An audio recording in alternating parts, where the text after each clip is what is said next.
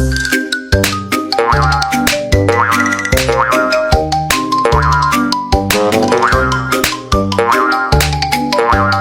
বাবা রে, ও তু তু, কি আমার মুখে এটা কি লাগলো? ইয়াক, কি দুর্গন্ধ! আমার নাক মুখ চোখ সব লেবে গেল, আমি কিছু দেখতে পাচ্ছি না।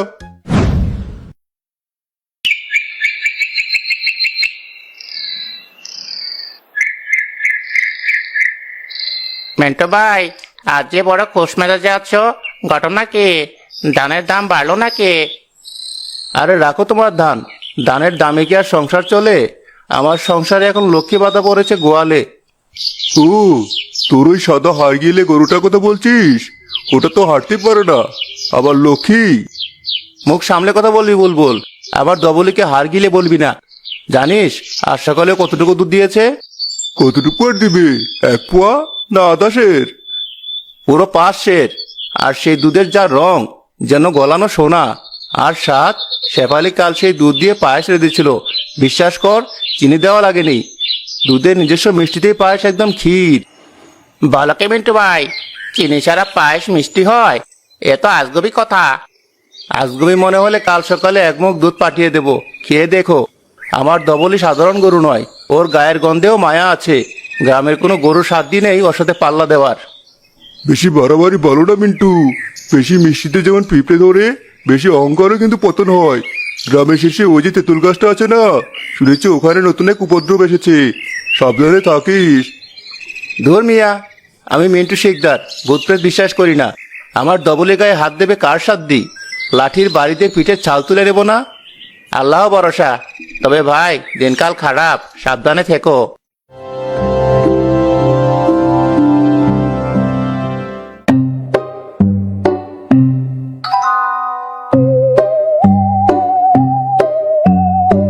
ওরে, জীবনটা কয়লা হয়ে গেল।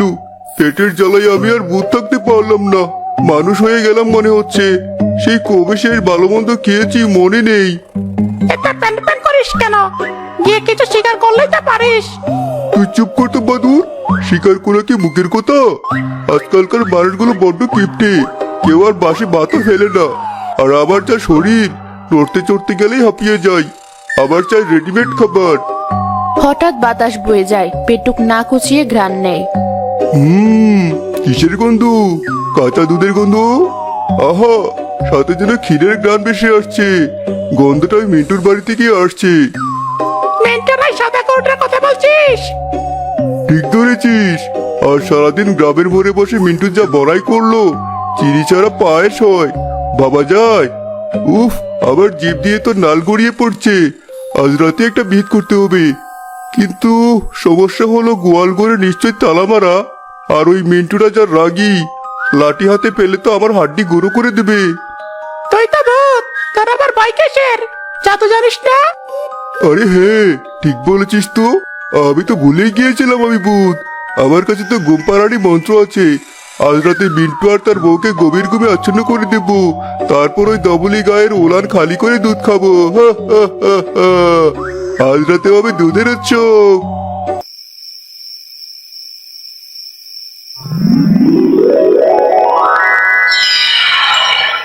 যাক, ভাঙা জানালাটা ছিল বলে মিন্টু বেটা গরিব হতে পারে, কিন্তু গরুটা তো একেবারে রাজকীয়। দেখেই তো খিদে বেড়ে গেল। কে এত রাতে কি এলো? গন্ধটা তো সুবিধার মনে হচ্ছে না। মানুষের গন্ধ নয়, পচা পচা গন্ধ। চুপ কর বাচ্চা, একদম আওয়াজ দিবি না। দাঁড়া, তোকে মন্ত্র দিয়ে জমিয়ে দিই। আইরে জাদু, আইরে ঘুম, চোখ দুটো তোর কর নিজুম। পা হবে পাথর, মুখ হবে তালা, আমি খাবো দুধ, মিটাবে জ্বালা। হুহ। মন্ত্রের প্রভাবে ধবলি স্থির হয়ে যায়। সে চাইলেও নড়তে বা ডাকতে পারে না। এ কি, আমার শরীর অবশ হয়ে গেল কেন? আমি লেজ নাড়াতে পারছি না কেন? ওই লোকটা আমার দিকে আসছে কেন? আমার দুধ, আমার বাছুরের ভাগের দুধ। আহা, উলানটা তো দুধে টস টস করছে। আর যে দেরি হয় না। উফ, কি স্বাদ! এ তো দুধ নয়, যেন মিষ্টি শরবত।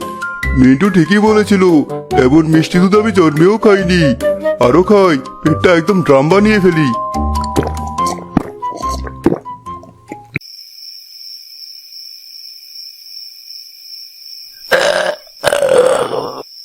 ওরে বাপরে, নড়তে পারছি না, পেট ফেটে যাবে মনে হচ্ছে।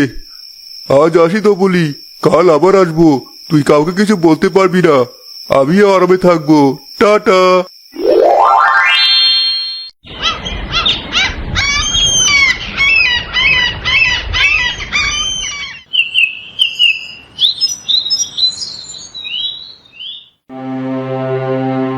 শেফালি, ও শেফালি, সর্বনাশ হয়ে গেছে, তাড়াতাড়ি এদিকে এসো। কি হয়েছে?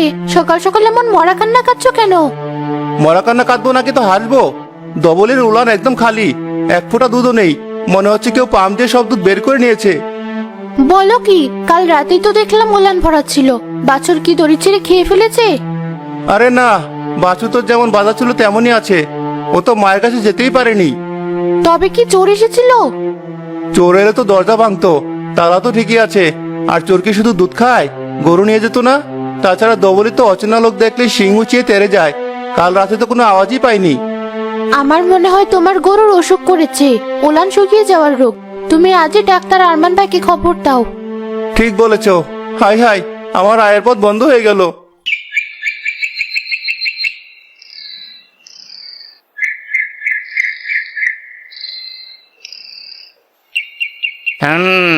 শ্বাস প্রশ্বাস তো ঠিক আছে, জিভটাও পরিষ্কার, জ্বর নেই। তাহলে দুধ যাচ্ছে কোথায় ডাক্তার ভাই?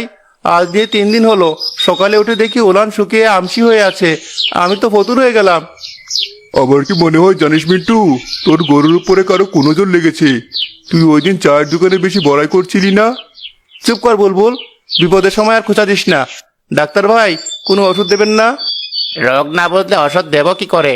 তবে গরুর শরীর যাতে দুর্বল না হয় তার জন্য একটা ভিটামিন টনিক দিচ্ছি, এটা খাওয়াও। আর রাতে ভালো করে পাহারা দাও। আমার মনে হয় এটা কোনো চোরের কাজ নয়, এর পিছনে অন্য কোনো রহস্য আছে। অন্য রহস্য মানে জিন ভূতের কারবার নাকি? হতেও পারে ভাবি, গ্রাম দেশে তো কত কিছুই ঘটে। আপনারা আজ রাতে একটু সজাগ থাকবেন।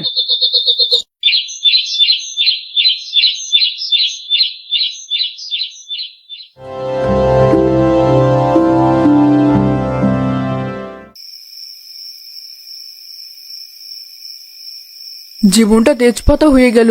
ওই পচা গন্ধওয়ালা ভুট্টা রোজ রাতে এসে আমাকে জাদু করে পুতুল বানিয়ে রাখে, আর আমার জমানো সব দুধ সুরসুর করে খেয়ে যায়। আমার মালিক ভাবছে আমার অসুখ করেছে, আমাকে কত তিটকুটে ওষুধ খাওয়াচ্ছে। ছি ছি।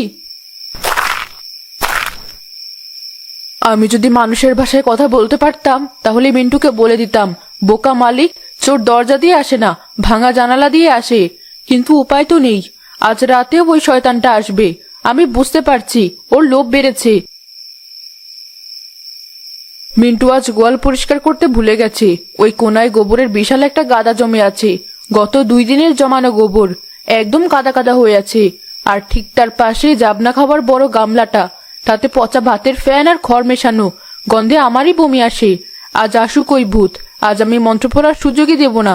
জাদুর বাঁধনে পড়ার আগেই আজ আমি ওকে এমন শিক্ষা দেব যে বাপের নাম ভুলে যাবে। আজ আমাবস্যা, অন্ধকারও বেশি, এটাই সুযোগ।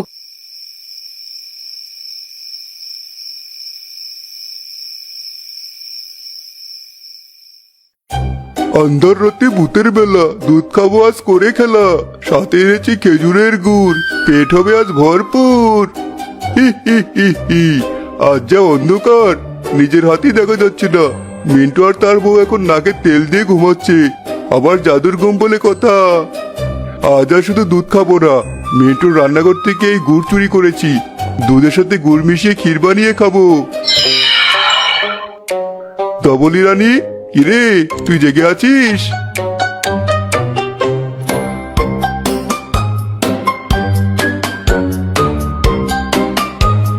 আয় বাচ্চা আয়, তোর ক্ষীর খাওয়াচ্ছি, একটু কাছে আয়। বাহ, আজ ধবলি দেখে নিজেই শান্ত হয়ে আছে, মন্ত্র পড়ারও দরকার নেই। বড্ড ক্লান্ত মনে হচ্ছে। যাক, আবারই ভালো, জলদি কাজ সেরে পালাই। পেটুকবো ধবলির ঠিক পেছনে গিয়ে বসে। সে গুড়টা এক হাতে ধরে অন্য হাত ধবলির ওলানের দিকে বাড়ায়। এই তো অমৃতের ভান্ডার।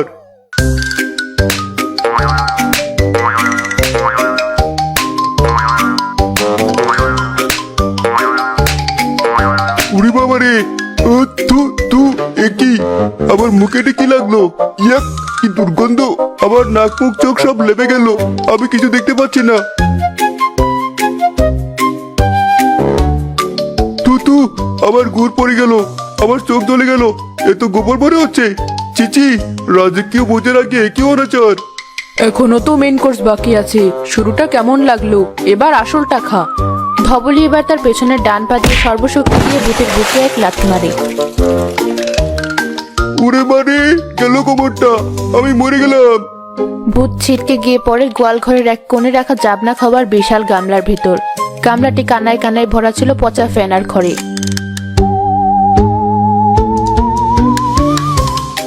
বাতের ফ্যান খড় আমার নাকে ঢুকে গেল, বাঁচাও, আমি ডুবে যাচ্ছি, পচা ফেনে ডুবে পড়লাম।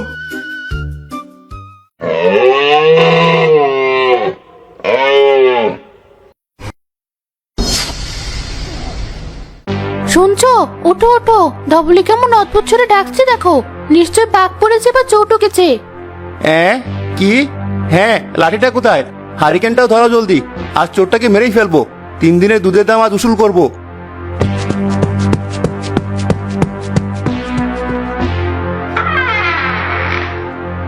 কে রে? কে ওখানে? বের হ বলছি।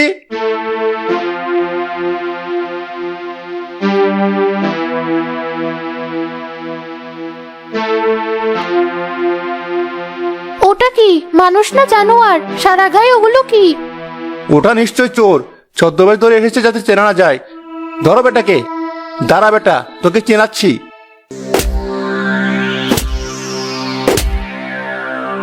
উরি বাবারে, মরে গেলাম। মেরো না, মেরো না, হাড়গো সব গুঁড়ো হয়ে গেল। উফ, আমার পিঠ, আমার মাথা। এ কি?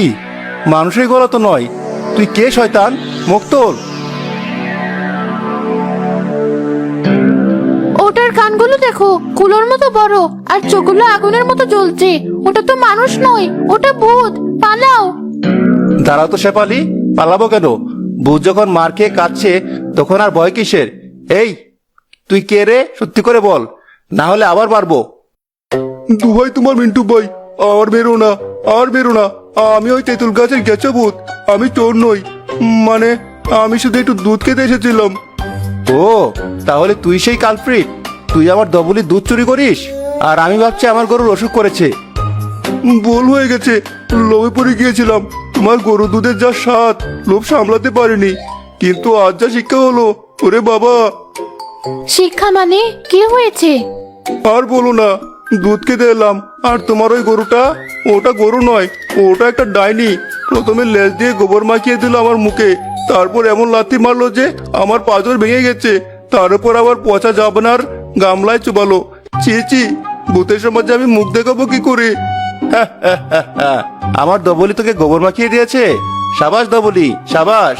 আমি জানতাম তুই সাধারণ গরু নস। শোন শয়তান, আজই যদি তুই মানিকপুর গ্রাম ছেড়ে না যাস, তবে আমি সকালবেলা উঁচা ডেকে তোকে বোতল করে নদীতে ভাসিয়ে দেবো। না না, উজা টাকার দরকার নেই। আমি আর জীবনেও দুধ খাবো না। দুধের নাম শুনলে আমার বমি আসবে। আমি এখনই চলে যাচ্ছি, এই কান ধরলাম।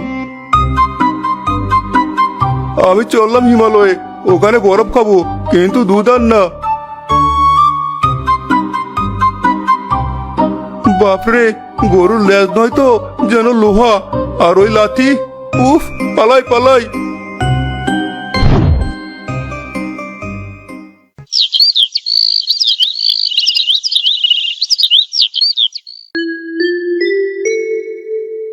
কি বলছিস মিন্টু?